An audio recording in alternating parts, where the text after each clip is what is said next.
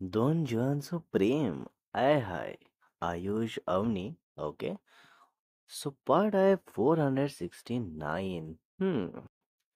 Part 468 मध्ये बघितलं होतं आपण. आयुष अवनी मस्त सकाळी उठतात आणि खाली हॉलमध्ये जाऊन आयू चहा वगैरे घेतात.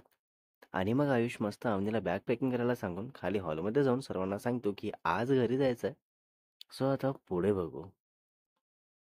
हम्म सो मग सगळे बसतात तसंच गप्पा मारतात आणि मग 11:30 वाजता आयुष जातो अंघोळीला.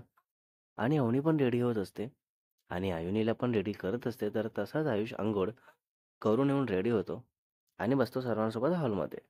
आणि सगळे मिळून छान जेवण वगैरे करतात आणि मग मस्त सर्वांना बाय वगैरे बोलून निघतात घरी यायला. तर आयुषच्या घरी अंश म्हणजे आयुषचा लहान भाऊ काहीतरी कारभार करून ठेवलेला असतो, ज्यामुळे आयुषचे मम्मा पप्पा खूप सॅड असे बसलेले असतात हॉलमध्ये. आणि घरात कोणालाही माहिती नसते की आयुष म्हणे आजच परत येणार आहेत म्हणून. सो मग काही वेळाने आयुष म्हणे घरी पोहोचतात आणि डोरबेल रिंग करतात. तर आयुषची मम्मा डोअर ओपन करतात आणि शॉक होतात त्यांना बघून. आणि मग तसंच फेक स्माईल करत या बोलतात आणि आयूला घेतात अवनीकडून. आणि मग आयुष म्हणे आत येताच बघतात तर अंश आणि आयुषचे पप्पा बसलेलेच असतात. तर आयुष विचारतो की काय झालं पप्पा, असे काय बसलेत तुम्ही? आय मीन काही प्रॉब्लेम झालाय का? तर ते असंच स्माइली फेस करून बोलतात की नाही नाही, काही प्रॉब्लेम नाही झालाय. तर आयुष ठीक आहे बोलून बसतो सोफ्यावर. आणि अवनी पण पाणी वगैरे पिऊन रूममध्ये जाते आणि सर्व बॅग्स वगैरे ठेवून आवरून घेत असते आणि आयुष असतो हॉलमध्ये. अवनी मग रूममधून आयुनीला हाक मारून रूममध्ये बोलावून घेते. तर आयू पण रूममध्ये जाते. आणि मग तसंच आयुषची मम्मा येऊन आयुषच्या बाजूला बसून सांगायला लागतात की अरे आयुष, या मुलाने खूप मोठा इश्यू करून ठेवला आहे. तर आयुष विचारतो की काय ग, काय केला? तर आयुषची मम्मा सांगतात की हा 2 वर्षापासून एका मुलीसोबत रिलेशनमध्ये आहे आणि काल कशावरून तरी यांचं भांडण झालं. बापरे. ज्यामुळे हा ब्रेकअप करू बोलला. तर ती मुलगी खूप जास्त रिक्वेस्ट करत होती याला की असं नको करू, मला नको सोडू वगैरे. पण हा रागाच्या भरात तिला 2 कानाखाली मारला आणि असं बाजूला पुश केला आणि घरी निघून आला. तर ती काही वेळाने घरी गेली आणि याला भरपूर कॉल्स, मेसेजेस केले, पण हा काहीच रिस्पॉन्स नाही दिला. तर ती टेन्शन घेऊन खूप रडून त्रास करून घेतली आणि तसंच तिची तब्येत खूप खराब झाली. तर घरच्यांनी हॉस्पिटल घेऊन गेले तिला. मग हॉस्पिटलमधून याला कॉल आला, तिच्या आईचा कॉल आला. तर त्या बोलल्या याला की "तू जिथे कुठे असशील तू प्लीज येऊन भेट माझ्या मुलीला आणि माझी मुलगी मला परत आणून दे. ती खूप वेड्यासारखं करत होती अरे. ती याचं नाव घेऊन सतत याला भेटायचं आहे म्हणून रडत होती. तर हा अजून गेला नाही आहे हॉस्पिटलला तिला भेटायला. आम्ही खूप समजावलं याला पण हा ऐकायलाच तयार नाही आहे. आणि आता त्यांचे कोणाचे कॉल्स पण घेत नाही आहे हा." तर हे सर्व ऐकताच आयुषचा राग लिटरली डोक्यात जातो आणि तसंच उठून अंशची कॉलर पकडून फाड 2 कानाखाली मारतो आणि तसाच रागात अंश पण रिॲक्ट होतो. तर हा गोंधळ ऐकून अवनी लगेच हॉलमध्ये येते आणि आयुषला बाजूला करत बोलते की "काय चाललंय तुझं? लहान आहे का तू असं मारायला? नीट सांग ना समजावून, जे काही केलं असेल त्यावर." हां. तर आयुष तसंच चिडून अवनीला बोलतो की "तुला माहिती आहे नाही का?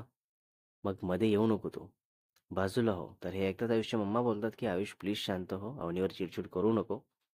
आणि मग अवनी विचारते की "काय झालं आई यांचं? असं जे लगेच मारावं लागलं?" तर आयुष सांगतो सर्व. तर अवनी शॉक्ड होते आणि मग शांतच असते. तर आयुष बोलतो अनुजला की "पटकन चेंज करून खाली ये. आपल्याला हॉस्पिटलला जायचं आहे." तर अंश सडन नाही येत बोलतो.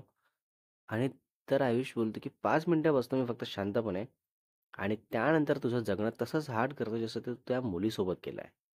तर आयुषची मम्मा डोक्याला हात लावून बसतात. तर अवनी त्यांना समजावत असते आणि अंशला बोलते की "प्लीज ऐक अंश, तू जाऊन ये, भेटून ये. ती इतकी त्रासात आहे, मग तू असं कसं तिच्याशी इतकं वाईट होऊ शकतो? 2 वर्षाचं रिलेशन आहे ना, मग असं नको करू ना तू." तर हे ऐकून तसाच अंश शांतच बसलेला असतो. तर 2 मिनिटांनी बोलतो आयुषला की "तुला माहिती सुद्धा नाही आहे ती माझ्याशी खोटं बोलून जाऊन आली आहे बाहेर फ्रेंड्ससोबत. मग अशा मुलीसोबत का आणि कशासाठी राहू मी रिलेशनमध्ये? तिला माझा विचार नाही, तर मी का तिचा विचार करू मग?" तर आयुष विचारतो की "यावर बोलला का तू तिच्याशी क्लिअर? ती तुझ्याशी नक्कीच रूड बोलत आन्सर केली नसेल, कारण तर जसं की केली असती तर तिला ब्रेकअपमुळे इतका फरक पडलाच नसता. आणि जर फरक पडत आहे, तर झालेल्या चुका सुधारता येतात आणि त्या सुधारायलाच पाहिजे. सो चल तू माझ्यासोबत." अंश शांतच असतो आणि मग काही वेळाने रेडी होतो जायला आणि वर जाऊन चेंज करून येतो आणि मग आयुष त्याला घेऊन जातो त्या हॉस्पिटलला. आणि मग तसं विचारपूस करून त्या मुलीच्या पॅरेंट्सला भेटतात हे दोघेही. तर आयुष बोलून समजूत करतो त्यांची आणि मग अंशला आत जाऊन बोलू नये बोलतो, तर अंश आत जातो. आणि तेव्हा ती मुलगी झोपलेली असते. तिथे असलेली नर्स सांगते की त्यांना झोपेची गोळी देऊन झोपवलं आहे, कारण ते रात्रभर झोपल्या नाही आहे आणि फक्त रडत होत्या. तर अंशला खूप वाईट वाटतं हे सर्व ऐकून आणि मग तसंच बसतो तिथे 5 मिनिटे आणि तिचा हात आपल्या हातात घेतो आणि 5 मिनिटांनी बाहेर येऊन तिच्या पॅरेंट्सला सॉरी बोलत असतो अगदी हात जोडून. तर त्या मुलीची मम्मा बोलतात की खूप जास्त बरं झालं जे तू आला. तिची तब्येत खूप खराब होत होती आणि डॉक्टरचं एकच म्हणणं होतं की ज्या मुलासाठी त्रास करून घेत आहे ती त्याला होईल तितक्या लवकर लवकर बोलवा, तरच तब्येतीमध्ये सुधारणा होईल. आणि म्हणूनच मी कॉल केला होता. तर असंच बोलणं चालू असताना त्या मुलीला जाग येते आणि मग तसंच ती नर्स सांगते येऊन. जाग आली आहे हे ऐकताच अंश आत जातो आणि अंशला बघताच ती मुलगी रडायलाच लागते खूप. आणि तसंच अंश जवळ जातो, बसतो आणि डोळे पुसून देत बोलतो की प्लीज रडू नको. ऑलरेडी भरपूर त्रास झाला आहे माझ्यामुळे, पण आता परत नको होऊ देऊ प्लीज. शांत होतो आणि मी नाही जाणार आहे तुला सोडून. प्लीज मला माफ कर. खरंच चुकलं माझं. तसं नव्हतं रिॲक्ट व्हायला पाहिजे मला. रागाच्या भरात मी खूप वाईट वागलो. प्लीज माफ कर मला. सो हे असं यांचं बोलणं चालूच असतं. तर आयुष आणि तिचे मम्मा-पप्पा आत येतात. तर आयुषला बघताच ती मुलगी थोडी घाबरते. तर आयुष बोलतो, की "तुला जो काही त्रास झाला तो माझ्या भावामुळे, त्यासाठी हात जोडून तुझी माफी मागतो. प्लीज माफ कर आणि यापुढे असा कधीच कुठला त्रास होऊ देणार नाही. हा प्रॉमिस आहे माझं तुला." So cute.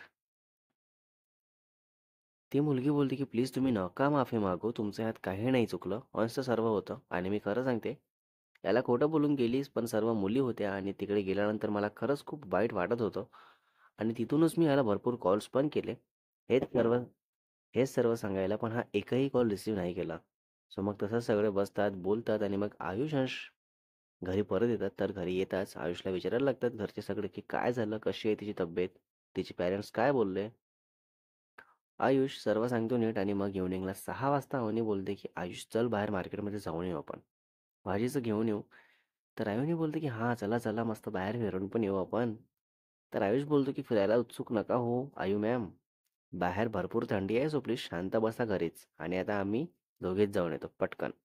तर आयुनी बोलते, की "हां, हां, हां." काय बोलते आयुनी? तर आयुनी बोलतो, "अरे पप्पा असं नका करू ना. बाहेर थंडी आहे तर आपण ना असं पण कारने जातो ना. मग प्लीज चला ना मला घेऊन." तर अवनी बोलते, की "नाही ना बीपी ऐकत जा ना."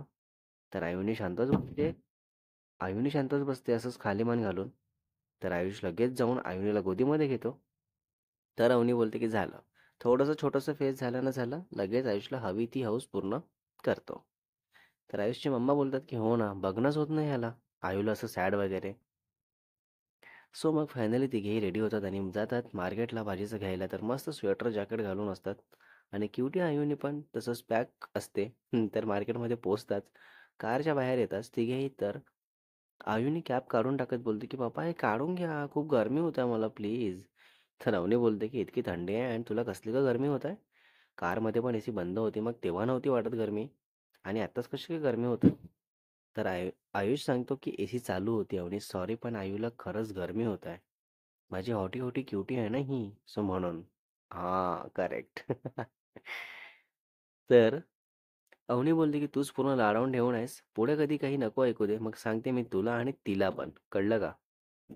तर आयुष बोलतो, की "अगं चल पटकन मार्केट बंद होईल. पूर्ण भाजी संपून जाईल." तर अवनी हो बोलून लगेच पुढे होते आणि मागे मस्त आयुनी मज्जा मस्करी करत एन्जॉय करत असतात. आय हाय! अवनी भाजीचं घेत असते आणि आयुने एक फ्रूट स्टॉल बघून आयुषला बोलते, की "अरे पप्पा आपण फ्रुट्स घेऊ चला." तर आयुष जातो तसं त्या स्टॉलवर आणि दोघे फ्रुट्स घेतात. तर अवनी हाक मारते, की "आयुष इकडे ये पटकन." तर तसंच आयुष जातो आणि विचारतो, की "काय गं काय झालं?" तर अवनी सांगते, की "हे पकड तू." असं बोलत भाजीचं घेत असते परत अवनी. ओके. आयुनी बोलते, "अले बाबा किती वेटेड आहे ते. मम्मा नको घेऊ परत. पप्पाला त्रास होत आहे ना असं पकडून." अवनी बोलते, "काही त्रास होत नाहीये तुझ्या पप्पाला. जस्ट नाटक करत आहे तो. सो पप्पाची लाडकी शांत बस. नाहीतर तुला पण तिथे काहीतरी पकडायला." तर आयुनी शांतच बसते आणि आयुषच्या कानात बोलते, की "अले पप्पा ही आपलीच मम्मा आहे ना. तरी असं का बरं बोलत आहे, वागत आहे?" तर आयुष बोलतो, की "तिला कसला तरी राग आला असेल गं. सो आता जाताना तिथे पाणीपुरी आहे तर ते खायचं बोल तिला. मग बघ कशी लगेच हसत बोलायला लागेल." हां. तर भाजीचं घेऊन होतंच तिघेही बाहेर येत असतात. तर अवनी विचारते, की "तू मगाशी फ्रूट स्टॉलवर काय करत होता?" कोण होती ती मुलगी? तर तेव्हा कळतं आयुनीला, की अवनीला नक्की कशाचा राग आला होता आणि मग आयुष सांगतो, की आयूला फ्रुट्सची नावं विचारत होतो आणि त्यात ती मुलगी आयूला बघून सो क्युटी वगैरे बोलत फ्रुट्स घेत होती. बस इतकंच, बाकी काही नाही. अच्छा, हो का? अवनीला रागात बघून आयुनीला आठवतं पाणीपुरीसाठी विचारायचं आहे, तर तसंच आयुनी बोलते, की "मम्मा, मम्मा, आपण पाणीपुरी खायचं का? मागे एकदा खाल्लं तसं." तर अवनी नाही बोलते आणि मग आयुनी बोलते, की "पप्पा चला बोला ना मम्माला, बिकॉज तुम्ही तर खात नाही, मग मला खायचे आहे ना आता." तर आयुष हो बोलून अवनीला "चल गं" बोलतो, तर अवनी नाही बोलते. तर आयुषला बोलतो, की "चल ना अवनी, असं नको लहान-लहान गोष्टीवरून रागवत जाऊ गं." अवनी फक्त आयुनीकडे बघते आणि आयुनीचा क्यूटूसा फेस, छोटूसा फेस बघून बोलते, की "फक्त आयुषसाठी येत आहे मी." आणि राग आहेच मला, बिकॉज तुला काही गरज नव्हती तिथे त्या मुली असताना आयूला घेऊन उभा राहायची. फ्रुट्स घेऊन यायचं होतं लगेच, पण नाही, कोणीतरी बोलत आहे ते आवडत होतं. असं असेल ना तुला? तर आयुष नाही बोलतो, पण अवनी ऐकून इग्नोर करते आणि मग पाणीपुरी स्टॉलवर येतात आणि पाणीपुरी घेतात. तर आयुनी मस्त एक पाणीपुरी खायला भरपूर उशीर करत असते, तर अवनी फटाफट करून ₹40 खाऊन घेते.